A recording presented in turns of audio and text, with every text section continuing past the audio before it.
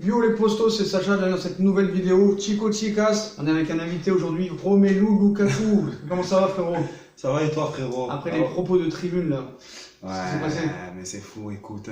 C'est pas grave, écoute, ça arrive à tout le monde de disjoncter. Tout Ouais. le monde a disjoncté une fois dans sa vie, donc vous n'allez pas me jeter la première pierre.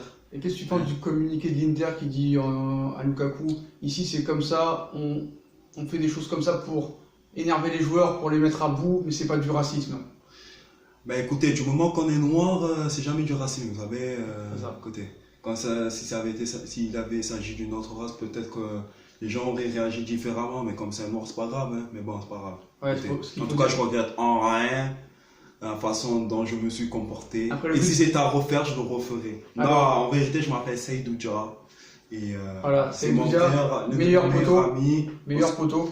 On s'est connus ici même, Voilà. un appartement dans lequel on est en train de Voilà. tourner la On dira pas dans quelle ville c'est. Ouais. Parce que sinon on va se faire fracasser. Donc voilà. Donc Seydou va donner son avis sur le recrutement du PSG, Neymar, Tuchel, la saison en Ligue des Champions, qu'est-ce qu'il voit. Il est supporter d'un club, on ne dira pas lequel. Si cette vidéo atteint les 500 likes, on refera une vidéo avec Seydou et essayez de deviner pour quelle équipe il est en commentaire. Voilà les potos. Donc on va commencer. Donc Seydou. Déjà, on va commencer par le Paris Saint-Germain. Qu'est-ce que tu penses déjà du retour de Leonardo? Est-ce que c'est une bonne chose par rapport à ceux qui étaient avant? Enrique, qui a jamais rien fait pendant 2 ans, on l'a pas vu. Est-ce que Leonardo, pour toi, c'est une bonne nouvelle qu'il soit revenu au Paris Saint-Germain? Pour moi, Leonardo, c'est une bonne nouvelle. Premièrement, parce que déjà, il a des cojones. C'est quelqu'un qui a pas peur de dire les choses, qui a pas peur de prendre des décisions et de se mettre à dos de certains joueurs, notamment les stars comme Neymar, etc. Il a bien prouvé lors des négociations entre Neymar, Barça, le Real. Il a dit en gros, casse-toi, quoi, si t'es pas content. Ce que les dirigeants d'avant n'ont pas su faire. Et donc, Ce qu'il a dit le 15 juillet, il a dit celui qui ne sait pas parler français. Exactement. Le mec qui porte ses couilles et ça, c'est une bonne chose. Voilà. Et je pense qu'il apporte du bien rien que pour ça. Il manque d'autorité dans ce club et je pense que le fait qu'il soit venu, il apporte de l'autorité, de bonnes recrues, de bons joueurs et franchement, c'est que du bien pour Paris Saint-Germain. Donc voilà, tu parlais du dossier Neymar. Donc on a vu que Neymar, pendant 3 mois, on a entendu tout et n'importe quoi, que ce soit dans la presse espagnole, française, où 99% des gens pensaient qu'il allait partir, mais en plus, sans donner aucun argument. Nous, on a donné des arguments. Ouais, T'as pu le voir? ouais, j'ai pu le voir, ouais. Il y en a qui ont dit 1000 pour 1000, il y en a qui disent qu'ils allaient partir, ils ont cru que c'était à FIFA, ils ont cru que c'était des échanges NBA live, machin. Dembélé, Coutinho, plus de l'argent, un grec et des AirPods, plus Dembélé, et je sais pas quoi. Donc toi, vraiment, déjà, premièrement, comment ça a été géré pour toi du côté du Paris Saint-Germain? Bien ou pas bien? Est-ce que vraiment il voulait partir, oui ou non? Est-ce qu'il s'est servi du PSG pour prolonger ou pas? Comme on a pu le dire. C'est quoi ton avis sur Neymar? Franchement, à mon humble avis, ça a été bien géré. Pourquoi? Parce que Leonardo il est venu. S'il n'y avait pas eu Leonardo, je pense que ça aurait été géré n'importe quoi. Ils auraient pas, en gros, ils se seraient mis peut-être à 4 pattes devant Neymar et ils auraient cédé à toutes ses exigences. Mais comme Leonardo il est venu et qu'il a dit d'emblée, il faut que les choses changent, il faut que notre état d'esprit change. Le prince, la serre ne pouvait que suivre. Donc, en gros, ils se sont interposés. Voilà, ils leur ont posé une question. Ils ont dit si tu veux, tu peux partir, mais à certaines conditions. Et si tu restes, tu feras pas ce que tu veux. Et donc, oui, je pense que Neymar voulait au fond partir dans le fond, mais il n'a pas pu le faire parce que ça ne s'est pas fait. Maintenant, à savoir si il a fait des magouilles, etc., ça, je ne sais pas du tout. Je ne suis pas dans sa tête et je sais pas. Alors j'ai 2 questions. Est-ce que le Paris Saint-Germain pour toi, parce que moi je vais donner mon avis, est-ce que le Paris Saint-Germain pour toi était vendeur? Est-ce que le Barça le voulait absolument? Et en fait ils ont fait exprès juste pour faire croire qu'il voulait, parce que Messi, il n'y a que lui qui le voulait. Et est-ce que vraiment Paris était vendeur? C'est-à-dire qu'admettons, même le Barça il aurait proposé 300 millions, est-ce que tu penses que Paris l'aurait laissé partir ou il l'aurait gardé pour juste une histoire d'honneur, une histoire de montrer que c'est Paris le patron et personne d'autre? C'est pas les joueurs, c'est pas n'importe qui. C'est Paris les patrons.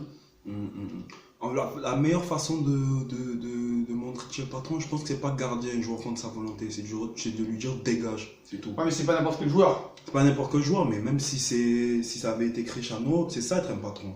C'est de laisser partir un joueur qui veut partir, peu importe son envergure, sa classe internationale, etc. Donc je pense que Voilà, le PSG il a bien fait sur ce coup-là. Il a dit si tu veux partir, mais pars. Mais malheureusement, les négociations n'ont pas été bonnes, fructueuses. Ouais. Donc ça a fait qu'il n'a pas pu partir. Mais je pense que franchement, le PSG, il a bien géré. Et c'est la première fois que je vois le PSG gérer une affaire.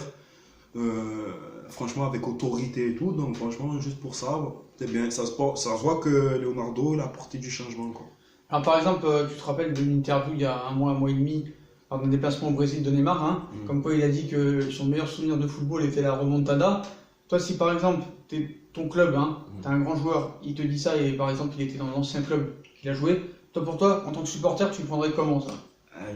Moi qui n'ai pas supporter du Parisien, du Paris Saint-Germain, je le prendrais pour une grande provocation, une humiliation, et ça prouverait d'autant plus la cerise sur le gâteau qu'en vérité ils s'en foutent du club, ils chient sur le club, ils chient sur les supporters. Je prendrais ça pour une provocation et il faut chier dessus quoi. Mais admettons, hein, si c'est vraiment son meilleur souvenir, vraiment en vrai, malgré qu'ils sont encore au Paris Saint-Germain, est-ce que tu penses que le gars il devait mentir? Quoi qu'il en soit, même s'il pensait que c'était ça son meilleur souvenir, est-ce qu'il aurait fallu qu'il mente? Exactement. J'aurais pas dit qu'il mente, mais pas qu'il mente, mais qu'au moins il ne le dise pas. Qu'il aurait pu évoquer s'il avait été intelligent un autre souvenir. Parce que ce souvenir-là, c'est le souvenir d'une élimination d'un club dans lequel il joue. C'est-à-dire les supporters, ils l'ont mal pris. Ça a été une humiliation pour le Paris Saint-Germain, une remontada. Donc franchement, voilà quoi, il aurait pu évoquer un autre souvenir que celui-ci. Est-ce que tu penses qu'il n'a pas envoyé un truc comme ça, hein, pour genre, parce qu'il y en a qui disent, moi aussi je le pense, que tout ça, ça part d'une mauvaise entente. Parce qu'au départ, ça part d'une prolongation de contrat, mais comme on l'a dit, tu as encore 3 ans de contrat, il n'y a pas besoin pour l'instant de se précipiter, on va voir comment ça va se passer les ventes, les arrivées, et après on pourra en reparler. Apparemment, il s'est vexé, le père il s'est vexé, parce que le père, il faut le dire que c'est une ordure, et qu'on met tout sur la faute de Neymar. Par exemple, est-ce que tu penses, toi, que c'est plus grave ce qu'a fait Verratti en 2017 en posant pour Mundo Deportivo en disant je veux aller à Barcelone, ou plutôt ce que Neymar a dit, genre la remontada c'est mon meilleur souvenir? Je pense que c'est les deux en fait, les deux se rejoignent et ça prouve que voilà. Et pourquoi on pardonnerait à Verratti et pas à Neymar? Ben justement, ni à Verratti ni à Neymar. Pour moi c'est plus grave ce qu'a fait Verratti que Neymar. Ah bon? Neymar il a pas fait devant Mundo Deportivo je veux aller à Barcelone.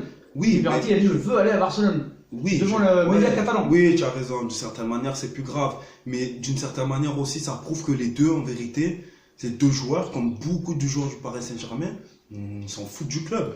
Donc, dernière question sur Neymar, hein. Comment ça va se passer la réhabilitation envers le public, les dirigeants, quand il va s'exprimer? Va-t-il s'excuser? Va-t-il dire un message qu'on lui a écrit en toutes lettres? Est-ce qu'il va dire vraiment ce qu'il pense? Qu'est-ce que tu penses que comment Paris Saint-Germain va s'y prendre pour le réhabiliter auprès des supporters et auprès du public? Déjà, il va y avoir une médiatisation en sa faveur, premièrement. Deuxièmement, tu sais, les joueurs de foot sont entourés des plus grands experts en communication. C'est-à-dire que en une seule phrase, en un seul discours, ils peuvent pratiquement te retourner l'opinion publique. C'est-à-dire qu'ils peuvent te détester et du jour au lendemain t'aimer. Donc, je pense qu'avec le temps, il n'y a rien de plus redoutable que le temps. Donc, je pense qu'avec le temps, les supporters oublieront, mais au début, il va se faire conspuer.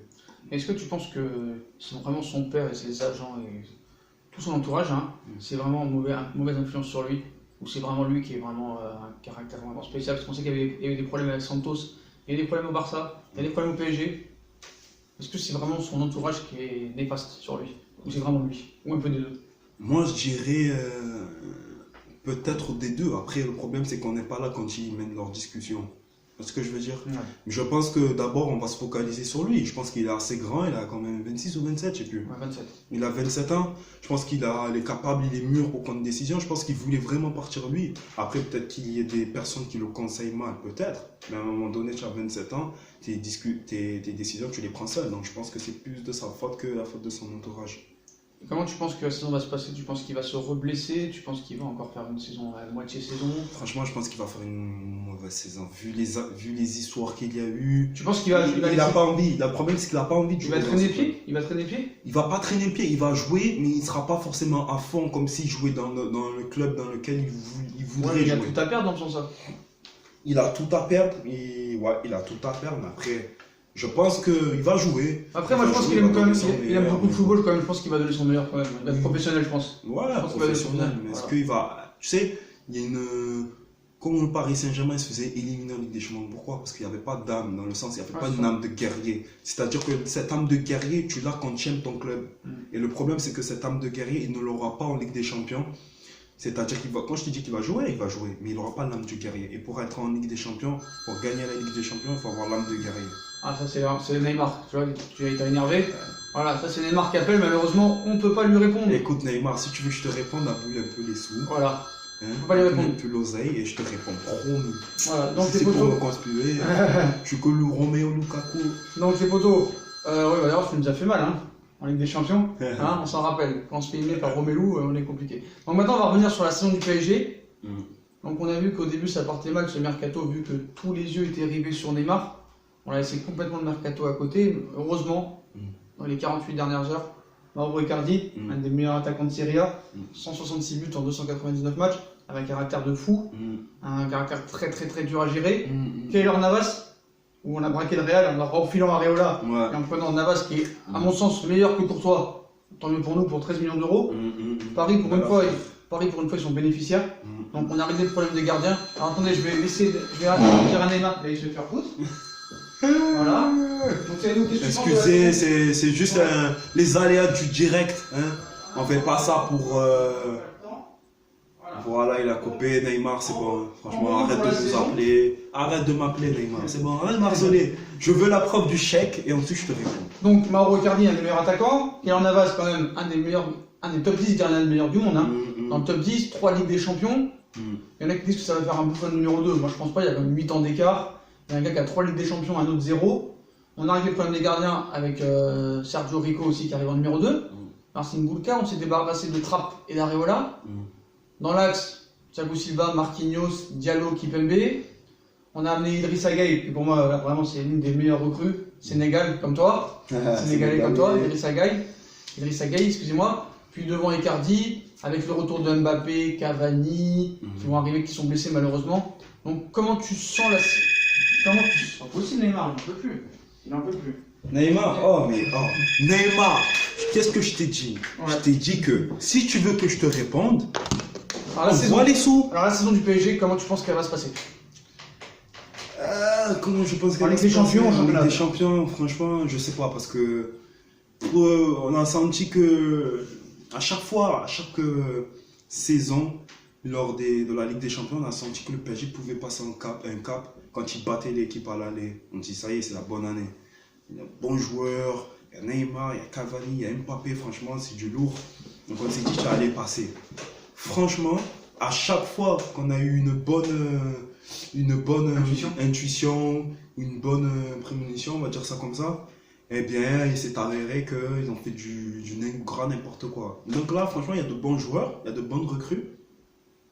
Mais le problème, c'est que ils n'ont pas intérêt encore à réitérer les mêmes erreurs. C'est-à-dire c'est toujours les mêmes. C'est-à-dire qu'ils gagnent à l'aller et au retour, ils se font péter. Alors par exemple, qu'est-ce que tu en penses de propos de Leonardo qui a dit cette année, il ne faut pas s'attendre à une saison bling-bling, on va gagner avec des champions. Non, on a beaucoup de problèmes à régler. Donc je pense qu'il parlait d'institution, de l'autorité, l'état d'esprit des joueurs, le coach. Exact. Donc qu'est-ce que tu en penses de ces propos-là de Leonardo? Leonardo, il est lucide en fait. Et c'est ce qu'il fallait. Intelligent. Voilà, lucide, intelligent, exact.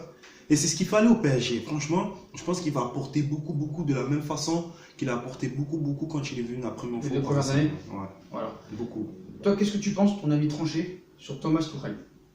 Thomas Tuchel, franchement, comme tous les entraîneurs qui sont passés au PSG, il a fait rien de plus si ce n'est qu'il a fait moins en fait. Pire. Pire. Et pourquoi il est là encore?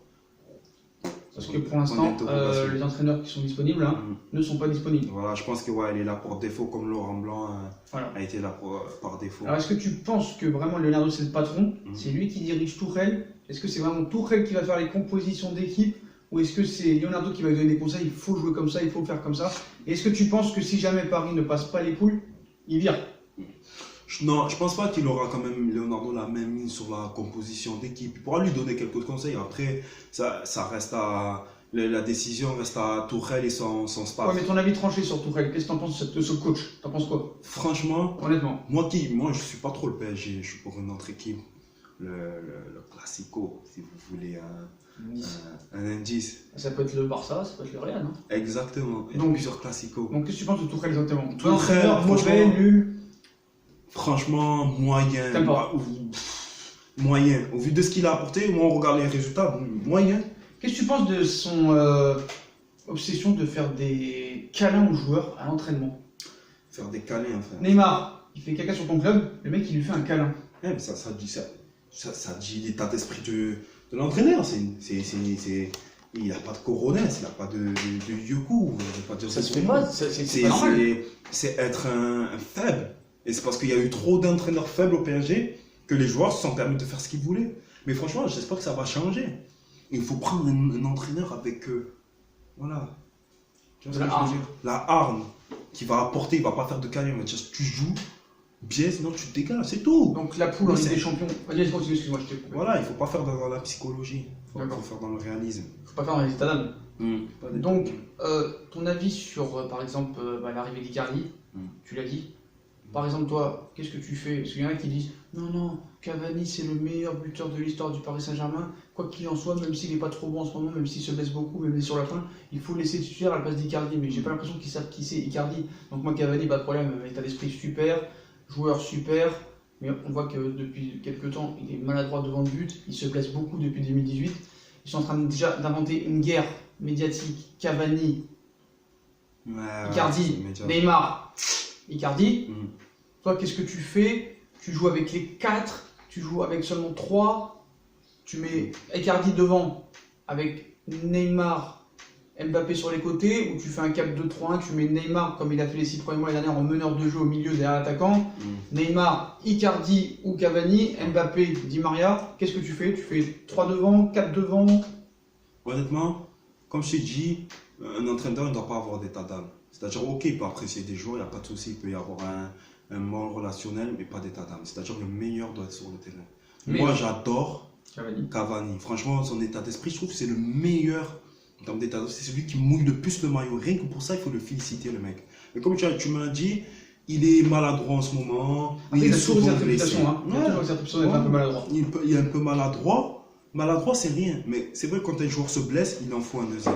Moi, je dis que peu importe que ce soit Icardi ou Cavani, le meilleur, doit celui être qui sur le terrain. doit être sur le terrain. Ouais. Même si Icardi a été acheté, vient d'être acheté, c'est pas parce qu'il vient d'être acheté. La plupart des entraîneurs faibles, ils font ça. Parce que le joueur vient d'être acheté X ou Y millions, il faut forcément le faire jouer. Non, tu fais jouer le meilleur. Donc si Icardi est meilleur que Cavani, tu feras jouer à Icardi. Mais si Cavani il est meilleur que Icardi et il s'avertit sur le banc, là il va être frustré et ça va créer des problèmes. C'est comme ça qu'il faut gérer, qu'il faut penser, pas d'état d'âme. Le meilleur doit jouer. Maintenant, comment il doit composer son équipe? Encore une fois, en fonction des meilleurs. Mbappé, il a été acheté, je ne sais plus combien, tu peux me dire, 180. 180 millions. S'il est mauvais, tu ne le mets pas. Tu mets un autre joueur. Peut-être que le joueur sera plus performant durant un temps. Donc si Mbappé, il n'est pas bon, tu ne le mets pas. Si Neymar, il n'est pas bon, tu ne le mets pas. C'est ça un vrai entraîneur avec des coronets. Donc si Cavani, il est moins bien, il mettra Cavani. Il doit mettre Icardi. Si Icardi, il est moins fort, tu mets Cavani. C'est tout. Parce que l'équipe, il faut la faire en fonction. Donc toi, en Ligue des Champions, ton équipe favorite cette année, c'est qui? En Ligue des Champions, mon équipe favorite, au vu de ce que j'ai vu, En je dis en recrutement, franchement, je mettrais une petite pièce sur Liverpool Encore. et la deuxième sur la Juve. La Juve. Non. Voilà. La Juve. Donc toi, tu vois bien, tu vois pas l'Atlético Madrid qui a de l'expérience dans ce domaine, qui a acheté un Ils vont Joao jouer. Félix, 126 millions. Oui, mais bon, l'Atlético Madrid, je pense que ça y est. Je pense que le départ de Griezmann, même s'il était sur la pente descendante à la fin avec l'Atlético, je pense que l'Atlético, ça a toujours été une âme, cette équipe. Ça n'a pas été un excellent jeu, c'est une âme, une belle âme, mais je pense pas qu'ils feront grand chose. Après, peut-être que je me trompe, hein, Donc admettons, mais je pense pas. déjà dans les poules, toi tu penses que ça va être PSG Real qui va passer? Ouais. Donc, premier, deuxième, on sait que le Real, des fois en Ligue des Champions, ils sont très forts, mais à partir des huitièmes. En poule, ils ont beaucoup de mal. Ils finissent souvent deuxième. Tu vois qui premier dans cette poule? Moi, je vois bien PSG premier. Premier. On sait que Paris arrive souvent premier, hein. Ouais. Mettons quand même contre du lourd. Honnêtement, si tu vois un PSG Liverpool en huitième ou un PSG Juve, est-ce que tu penses que PSG a ses chances pour que ça en quart ou en huitième, hein? Un PSG Juve et un PSG Atlético, comme c'était deux équipes favorites pour la victoire finale, avec tous les meilleurs joueurs qui sont là, hein, du côté de Liverpool et du Paris Saint-Germain, ou du côté de la Juve et du Paris Saint-Germain, les deux ont leur effectif au complet, aucun blessé, les équipes types seront mises en place. Est-ce que Paris a une chance pour toi de passer sur 2 matchs Regarde ce qui contre Liverpool et la Juve? Franchement, regarde ce qui s'est passé la dernière Ligue des Champions. Que des matchs de fou. Que des matchs de Des fou. remontadas de fou. Donc je dirais franchement, c'est possible, c'est largement possible qu'ils battent les Liverpool, c'est pas des dieux, tu vois ce que je veux dire. On les a battus la dernière. Et en plus, vous les avez battus. Il faudra jouer, il faudra être bon, il faudra marquer les buts, parce qu'eux, ils vont pas vous faire de cadeaux, donc il faudra pas leur en faire. C'est tout. Non, c'est possible. PSG peut cette année être champion, peut gagner la Champions League, mais tout dépend de la façon dont ils vont jouer, comme n'importe quelle équipe. Il faut être le meilleur, le plus combatif, comme Liverpool a été. Est-ce que tu penses qu'on va encore être, par exemple, si on arrive en 8e de finale, hein, et qu'on tombe, je sais pas, contre Dortmund, contre Tottenham, hein, qu'on gagne 2-0 à l'aller ou 3-1 au retour, est-ce que ça va encore être dans la paranoïa et nous dire, allez, on va se prendre la remontada encore contre eux, c'est sûr. Il faut oublier ce mot-là, mais comment leur faire oublier ce mot-là? Le problème, on dit jamais 203. Ouais, mais là, c'est jamais 203, c'est pas arrivé 2 fois de suite. C'est arrivé en 2007 et 2019. Ouais. Contrairement à Barcelone, ça leur est arrivé 2 fois de suite d'affilée, eux. Ouais. Mais jamais 203. Peut-être Mais une peut-être troisième l'année fois. prochaine, mais pas cette année. Peut-être cette année ou l'année prochaine. Je sais pas. Alors qu'est-ce qui se passera si ça arrive un truc comme ça encore? Franchement, moi, je supporte même plus cette équipe. Moi, Non, si j'étais Parisien jusqu'au bout. moi, si j'étais supporter parisien. Non, tu supportes ton équipe jusqu'au bout, mais bon. Ah, c'est bon. à un moment Non, mais donné, tu supportes ton équipe Non, jusqu'au mais bout, même en Ligue 2. l'équipe, moi, les joueurs. Ouais. Le Paris, l'emblème, Ouais. tu l'aimes toujours, mais les joueurs. Pourquoi tu vas aller supporter des joueurs qui s'en foutent de toi en fait? Il faut faire quelque chose, mais tu vas pas arrêter de supporter ton club s'ils reprennent 3ème montada, quoi qu'il arrive, ce sera toujours pour eux, mais bon. Le problème, c'est que là, ce serait vraiment encore ridicule parce qu'on est la risée de l'Europe, hein, pour dire la vérité. Hein. Ouais. Depuis 2 ans, on est la risée de l'Europe. Ouais. On est la risée de l'Europe, même si l'arbitre il nous a défoncé les fesses contre Barcelone. Là, vraiment, contre le Manchester, on leur a filé 2 cadeaux, Ouais. Kerrer, Buffon, Kipembe. Mhm. Donc voilà. Toi, qu'est-ce que tu as pensé de ces deux remontadas, toi, franchement? Pour toi, c'est une grande honte. C'est laquelle la pire pour toi? C'est Manchester ou Barça, honnêtement? Parce qu'il ne faut pas oublier que le Barça, il y a beaucoup l'arbitre, même si on s'est fait caca dessus, même si l'entraîneur s'est fait caca dessus, l'arbitre nous a bien fracassé. Alors que contre Manchester, on a perdu contre l'équipe C de Manchester. Ouais, c'est Manchester. Manchester pour toi? Sans aucun Manchester. Niveau sportif, c'est Manchester. Pire de tout parce qu'au match aller, on les avait mangés. Et au match retour.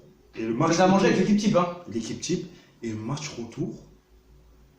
retour, où à Paris, ils vous mangent avec des équipes, avec des joueurs Qui est au lycée le lendemain. Ouais, dont ils n'auraient jamais cru jouer un match de leur vie en plus. Ah non, faut arrêter. Est-ce que tu penses que peut-être dans, allez, je sais pas, 10 ans, hein, Mm. des journalistes qui font des enquêtes, on sait tous les jours, hein, Mm. et qu'il y a des histoires qui ressortent de 10 ans, et alors, par exemple, je sais pas, par exemple, en ce moment, on te dit, en 2007, il y a eu un match truqué en Espagne. Est-ce que peut-être un jour, ce match aurait pu être corrompu, un des 2 matchs, parce qu'on sait que le fair play financier a été inventé pour empêcher les nouveaux riches de venir donner sa loi au football. Comme par hasard, juste quand les Qataris sont venus à Paris et quand les Émirats Arabes Unis sont arrivés chez City, c'est là que le fair play financier a commencé à rentrer en rigueur. Apparemment, il n'y a que le Barça et le Real qu'on va d'acheter des milliards d'euros.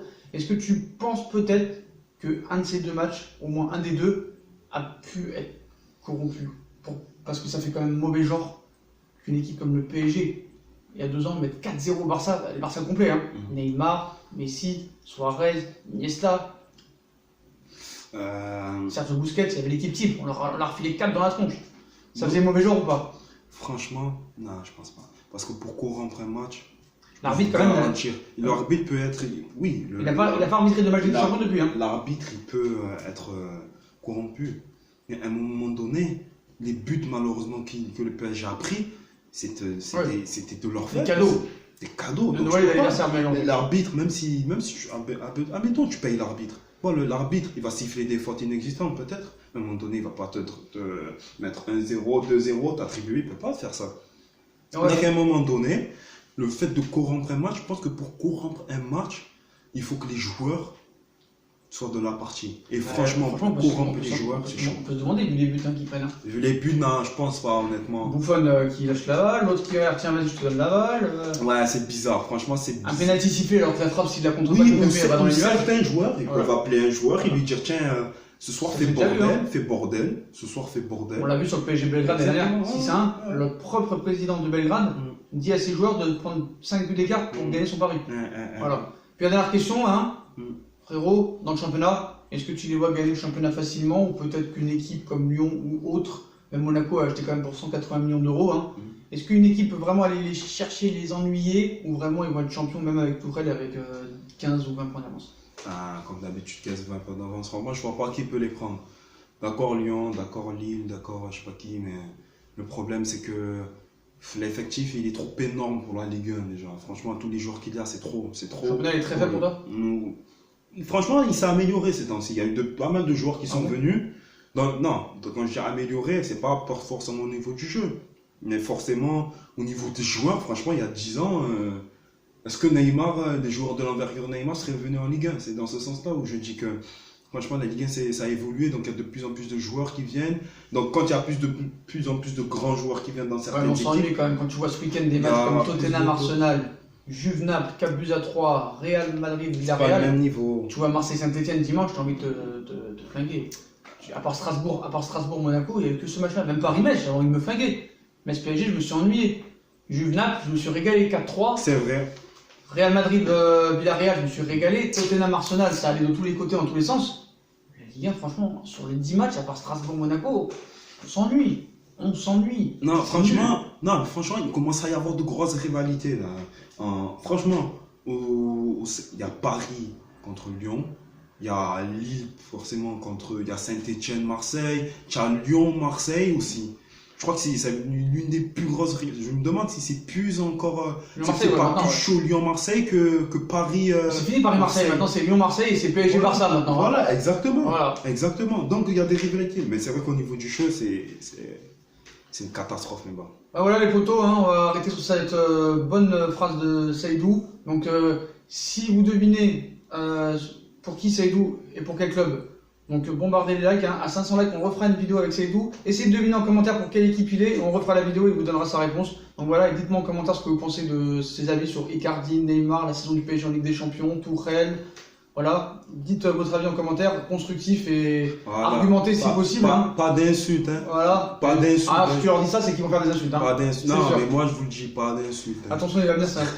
Donc voilà les potos, donc on like, on partage, on s'abonne, on n'hésite pas à venir nous voir sur Instagram, Facebook, Twitter, Snapchat. Puis à 500 likes, on refera une vidéo avec Seydou. Donc dites-nous si vous voulez qu'on fasse des vidéos comme ça à plusieurs. Dites-nous pour quelle équipe vous pensez que Seydou supporte. Et puis moi je vous souhaite une bonne vidéo à tous et à plus tard dans une nouvelle vidéo. Tchuss les potos.